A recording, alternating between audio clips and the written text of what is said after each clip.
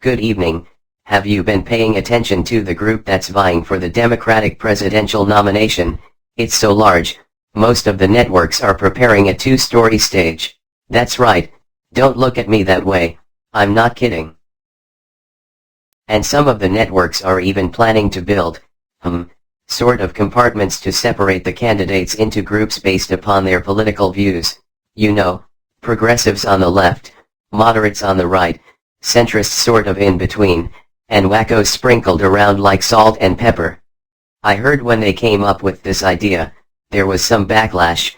Some of the Young Turks didn't want to be in the same group with the older members of their political persuasion, because after all, the Young Turks thought they came up with all these great new ideas.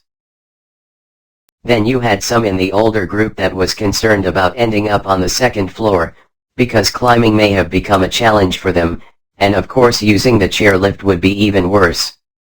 I don't even want to talk about the possibility of having an aide, or arriving with a walker or a wheelchair.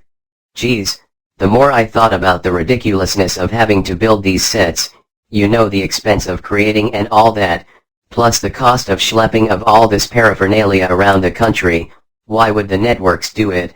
The answer is simple, our campaign period is another Super Bowl for them.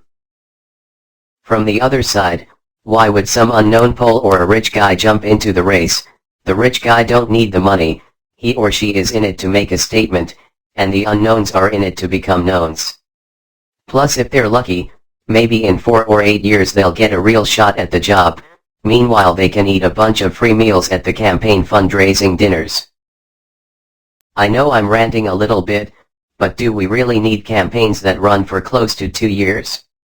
Do we really need primaries, where less than 15% of the registered voters show up? Maybe we do, because these primaries give many of our older citizens a chance to augment their Social Security benefits.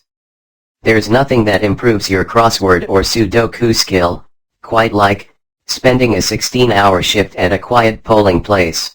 So let me leave you with these thoughts. Why do we need primaries? Why do we need such lengthy campaigns?